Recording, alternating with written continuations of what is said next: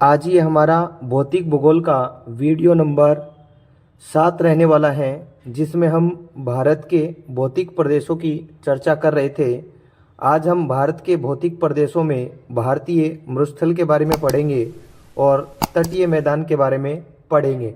यदि आपने इससे पहले के वीडियो नहीं देखे हैं तो आप चैनल में लैब असिस्टेंट प्लेलिस्ट के नाम से एक प्लेलिस्ट बनाई गई है, वहाँ जाकर के आप अपने वीडियो देख सकते हैं। भारत के भौतिक प्रदेश को आज हम शुरुआत करते हैं, जिसमें सबसे पहले भारतीय मरुस्थल की चर्चा करेंगे। नमस्कार प्यारे साथियों, आप सभी का हार्दिक स्वागत है एक बार फिर से आपके अपने YouTube चैनल MB सर की स्कूल में। तो पहला क्वेश्चन हम आज देखते हैं। पहला क्वेश्चन कहता है, विशाल भारतीय मरुस्थल अरावली पहाड़ियों से किस दिशा में स्थित है। यह हमसे दिशा पूछ रहा है कि विशाल जो भारतीय थार का मरुस्थल है वो किस दिशा में है अरावली से। तो अगर बात की जाए तो ये गुजरात के पालनपुर से अरावली इस प्रकार से पास होती है। तो यहाँ से हमसे पूछा गया है कि भारतीय मरुस्थल अरावली पहाड़ियों के किस दिशा में है, उत्तर पश्चिम में, उत्तर पूर्व में, उत्तर दक्षिण में या इनमें से कोई नहीं। तो भारतीय मरुस्थल की जब बात की जाती है तो भारतीय मरुस्थल अरावली पहाड़ियों के उत्तर पश्चिम के अंदर स्थित है। नेक्स्ट बात कर लेते हैं भारतीय मरुस्थल की। तो यह एक उबड़ खाबड़ भूतल है जिस पर अनुदैर्घ्य रेतीले टीले और बरखान पाए जाते हैं। यानी कि मिट्टी के अलग अलग प्रकार के टीले बने होते हैं जिन्हें अलग अलग नामों से पुकारा जाता है। जैसे अर्धचंद्राकार टीले होते हैं जिन्हें बरखान के नाम से कहा जाता है। और यहाँ पर वार्षिक जो वर्षा है वह 150 सेंटीमीटर से भी कम होती है। हम बात कर रहे हैं थार के मरुस्थल की, इसलिए यह एक शुष्क वनस्पति रहित क्षेत्र है। यानी कि यहाँ पे हमें वनस्पति कम देखने को मिलती है। इसकी स्थलाकृतिक गुणों के आधार पर इसे क्या कहा जाता है, मरुस्थली भी कहा जाता है। किसको? थार के मरुस्थल को। नेक्स्ट क्वेश्चन है कि विशाल भारतीय मरुस्थल की सबसे बड़ी नदी का क्या नाम है। तो सबसे बड़ी आपको नदी बतानी है तो बनास नदी, चंबल नदी, लूनी नदी, घग्गर नदी। तो अगर बात की जाए थार के मरुस्थल की सबसे लंबी नदी की या सबसे बड़ी नदी की तो वो है लूनी नदी। थार के मरुस्थल की सबसे बड़ी नदी है लूनी नदी। अब बात करते हैं भारत का भारतीय मरुस्थल किस काल में समुद्र का हिस्सा हुआ करता था। यानी कि ऐसा कौन सा काल था जिसके अंदर भारतीय मरुस्थल एक समुद्र का हिस्सा था। तो ये क्या क्रिटेशियस, डेवोनियन, मेसोजाइक या कैम्ब्रियन।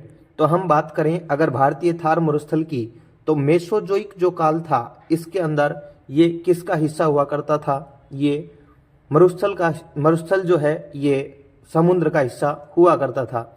नेक्स्ट है, इस बात की पुष्टि हमें कहाँ से होती है। तो इस बात की पुष्टि आकल में स्थित कास्ट जीवाश्म पार्क में उपलब्ध परमाणु तथा जैसलमेर के निकट ब्रह्मासर के आसपास समुद्री निक्षेपों से होती है। और कास्ट जो जीवाश्म हैं इनकी आयु लगभग 18 करोड़ वर्ष दर्ज की गई है। अगर आपको ये वीडियो पसंद आ रहा है तो आप चैनल को सब्सक्राइब करें, अपने दोस्तों तक आगे तक पहुँचाएँ। अब हमारा नेक्स्ट क्वेश्चन है कि ढाल के आधार पर मरुस्थल को कितने भागों में बांटा गया है, 2, 4, 6 या इनमें से कोई नहीं। तो ढाल के आधार पर मरुस्थल को मुख्य रूप से 2 भागों के अंदर बांटा गया है। तो कितने भागों के अंदर? 2 भागों के अंदर। वो 2 भाग कौन कौन से हैं? तो ढाल के आधार पर मुख्य रूप से हमारे मरुस्थल को 2 भागों में बांटा गया है। एक है सिंध की ओर ढाल वाला उत्तरी भाग और दूसरा है कच्छ के रण की ओर ढाल वाला दक्षिणी भाग। नेक्स्ट क्वेश्चन है कि थार मरुस्थल में पाई जाने वाली स्थलाकृतियां कौन कौन सी हैं। तो स्थानांतरित रेतीले टीले होते हैं जो मिट्टी को या फिर हवा के द्वारा मिट्टी एक स्थान से दूसरे स्थान पर स्थापित हो जाती है। तो अलग अलग प्रकार के बरखान, अर्धचंद्राकार टीले या फिर अनुदैर्घ्य टीले, तो इस प्रकार के जो है वो मरुस्थल के अंदर स्थलाकृतियां हमें देखने को मिलती है। ये जो डायग्राम आप देख पा रहे हैं ये छत्रक शिला है जो आप डायग्राम देख रहे हैं। यानी कि मिट्टी को हवा के द्वारा इस प्रकार से काट दिया जाता है कि इस प्रकार का हमें डायग्राम नजर आने लगता है तो उसको हम क्या कहते हैं, छत्रक चट्टानें कहते हैं। मरु उद्यान भी है, पलाया झीलें भी बन जाती हैं जिसे रन और टोट कहा जाता है। इन पलाया झीलों का पानी जो है वो कैसा रहता है, खारा रहता है, जिससे क्या बनाया जाता है, नमक बनाया जाता है। नेक्स्ट क्वेश्चन है, स्थिति और सक्रिय भू आकृतिक प्रक्रियाओं के आधार पर तटीय मैदान को कितने भागों में बांटा गया है। अब बात कर रहा है तटीय मैदान की, यानी कि मरुस्थल को हमने पढ़ लिया है, अब बात कर रहे हैं तटीय मैदान की।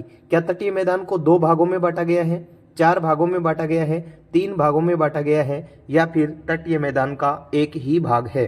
तो तटीय मैदान की जब बात की जाती है तो तटीय मैदान को मुख्य रूप से 2 भागों में बांटा गया है। नेक्स्ट क्वेश्चन है कि तटीय मैदान के 2 भाग कौन कौन से हैं। तो तटीय मैदान को देखें तो एक है पश्चिमी तटीय मैदान और एक है पूर्वी तटीय मैदान। पश्चिमी तटीय मैदान यानी कि ये वाला जो भाग है, ये वाला भाग जो हमें दिखाई दे रहा है, ये क्या है, पश्चिमी तटीय मैदान, और ये वाला जो भाग हमें दिखाई दे रहा है ये क्या है, पूर्वी तटीय मैदान। नेक्स्ट, पश्चिमी तट पर स्थित प्रमुख बंदरगाह कौन कौन से हैं। तो पश्चिमी तट में अगर बात की जाए तो ये वाला जो भाग है पश्चिमी तट, इस पे कौन कौन से बंदरगाह हमें देखने को मिलते हैं। तो यहाँ पे कांडला, मजगांव, JLN नावा सेवा महाराष्ट्र के अंदर, मार्मो गोवा के अंदर, मैंगलोर कर्नाटक के अंदर, कोचीन केरल के अंदर। तो इस प्रकार से भारत के पश्चिमी तट पर कितने बंदरगाह हमें देखने को मिलते हैं, 6 मेजर जो पोर्ट्स हैं या फिर हम कह सकते हैं महत्वपूर्ण जो बंदरगाह हैं वो देखने को मिलते हैं। नेक्स्ट है कि उत्तर में गुजरात से दक्षिण में केरल तट तक फैले तटीय मैदान को कितने भागों में बांटा गया है। यानी कि ये उत्तर में गुजरात और नीचे केरल के तट तक ये जो आपका पूर्वी में पश्चिमी मैदान है, इस पश्चिमी मैदान को कितने भागों में बांटा गया है। पश्चिमी 2 तटीय मैदान है, क्या उसका 1 भाग है, 2 भाग हैं, 3 भाग हैं या फिर 4 भाग हैं। तो बताइए पश्चिमी तट का जो मैदान है उसको हम कितने भागों के अंदर डिवाइड कर सकते हैं। तो हम उसको मुख्य रूप से 3 भागों के अंदर डिवाइड कर सकते हैं। और वो 3 भाग कौन कौन से हो सकते हैं। तो वो 3 भाग बताए गए हैं कि गुजरात का कच्छ और काठियावाड़ तट, ये वाला जो भाग है ये गुजरात का कच्छ वाला भाग, और इसको हम काठियावाड़ तटीय मैदान के नाम से जानते हैं। और महाराष्ट्र के आसपास का जो तट है और गोवा के आसपास का जो तट है इसको हम कोंकण तट के नाम से जानते हैं। कर्नाटक और केरल का जो तट है उसको हम किस नाम से जानते हैं, मालाबार तट के नाम से जानते हैं। नेक्स्ट क्वेश्चन है कि किस तटीय मैदान में बहने वाली नदियां डेल्टा नहीं बनाती हैं। तो ऐसा कौन सा तटीय मैदान है जिसमें बहने वाली नदियां डेल्टा नहीं बनाती हैं। पश्चिमी तट, उसके बाद में पूर्वी तट, 1 व 2 दोनों, या इनमें से कोई नहीं। तो पश्चिमी तट पर बहने वाली जो नदियां हैं वो किसका निर्माण नहीं करती हैं। तो पश्चिमी तट पर बहने वाली नदियां डेल्टा का निर्माण नहीं करती हैं। आगे है, कयाल नामक स्थलाकृति किस तट पर पाई जाती है। तो कयाल नामक स्थलाकृति क्या कोंकण तट पे, मालाबार तट पे, गोवा तट पे या केरल तट पे। तो कयाल नामक जब स्थलाकृति की बात की जाती है तो ये पाई जाती है मालाबार तट के ऊपर।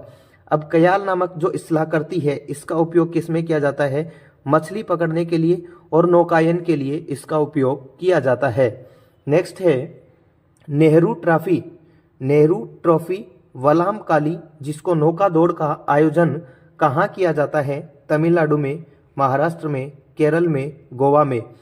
तो इसका जो आयोजन है वो कहाँ किया जाता है। तो इसका आयोजन केरल के अंदर किया जाता है, या फिर हम कह सकते हैं कि जो ये नौकायन दौड़ है इसका आयोजन कहाँ पे किया जाता है, केरल में किया जाता है। और केरल में कौन सी कयाल के अंदर किया जाता है, पुनमदा कयाल जो है इसके अंदर नेहरू ट्रॉफी वलामकाली नौका दौड़ का आयोजन किया जाता है।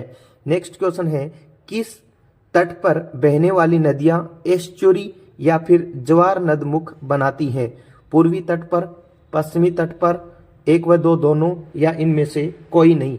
जब हम बात करते हैं किसकी, एस्चुरी या ज्वार नदमुख की, तो सबसे पहले बात आती है कि ये एस्चुरी होती क्या है।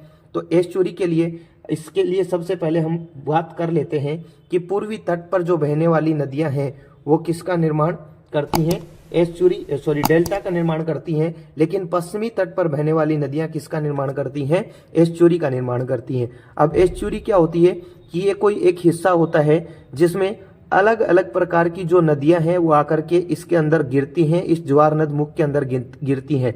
और ये ज्वार नद मुख जो है वो किसके साथ जुड़ा हुआ होता है, किसी ओशियन के साथ, या फिर हम कह सकते हैं भारत के मामले में देखें तो ये किसके साथ जुड़ा हुआ रहता है, अरेबियन सी के साथ जुड़ा हुआ होता है, अरब सागर के साथ जुड़ा हुआ होता है। इसको, इस वाले भाग को हम क्या कहते हैं, एस्चुरी कहा जाता है।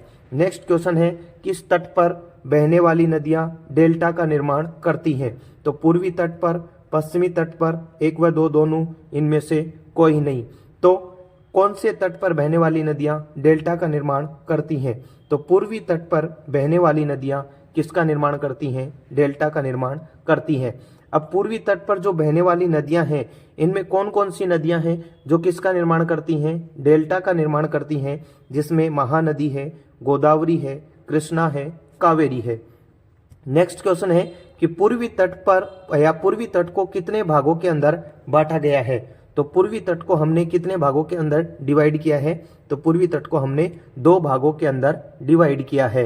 नेक्स्ट क्वेश्चन है, या फिर देख लेते हैं कि इस वाला जो भाग है पूर्वी तट को 2 भाग कौन कौन से हैं? तो इसको एक तो उत्तरी सरकार के नाम से जाना जाता है, उत्तरी भाग, और दक्षिणी भाग जो है वो किसके नाम से जाना जाता है, कोरोमंडल तट के नाम से।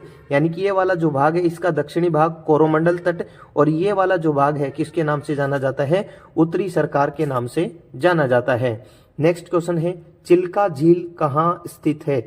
उड़ीसा में, चेन्नई में, आंध्र प्रदेश में, भुवनेश्वर में। तो चिल्का झील की जब बात की जाती है तो चिल्का झील कहाँ पे स्थित है, उड़ीसा के अंदर चिल्का झील स्थित है। नेक्स्ट क्वेश्चन है कि पूर्वी तट पर स्थित बंदरगाह कौन कौन से हैं? यानी कि इस वाले भाग पर कौन कौन से बंदरगाह स्थित हैं। इस वाले भाग की जब हमने बात की तो यहाँ पे हमने 6 बंदरगाह देखे। तो इस वाले भाग पे कौन कौन से हैं? तूतीकोरिन जो कि तमिलनाडु में है, चेन्नई, उसके बाद में एनोर भी तमिलनाडु में है, विशाखापट्टनम आंध्र प्रदेश में है, पारादीप ओडिशा के अंदर है, हल्दिया और कोलकाता किसके अंदर है, पश्चिम बंगाल के अंदर है। तो ये थी हमारी आज की एक छोटी सी क्लास जो भारतीय मरुस्थल को लेकर के और तटीय मैदान को लेकर के थी। अगर आपको ये क्लास पसंद आई है तो अपने दोस्तों के साथ ज़्यादा से ज़्यादा शेयर करें ताकि वो भी इन क्लासों का लाभ उठा सके। और ये क्लासें मुख्य रूप से कहाँ कहाँ उपयोगी हो सकती हैं? तो ये क्लासें मुख्य रूप से CET के लिए उपयोगी हैं, जहाँ 12th लेवल के ऊपर इंडिया ज्योग्राफी या इंडियन ज्योग्राफी पूछी जाती है वहाँ, और उसके बाद में अपने प्रयोगशाला सहायक के लिए तो उपयोगी है ही है, यानी कि लैब असिस्टेंट के लिए तो उपयोगी है ही है। अगर आपको क्लास पसंद आई है तो ज़्यादा से ज़्यादा शेयर करें। फिर मिलेंगे नेक्स्ट सेशन के अंदर, तब तक के लिए जय हिंद, जय भारत।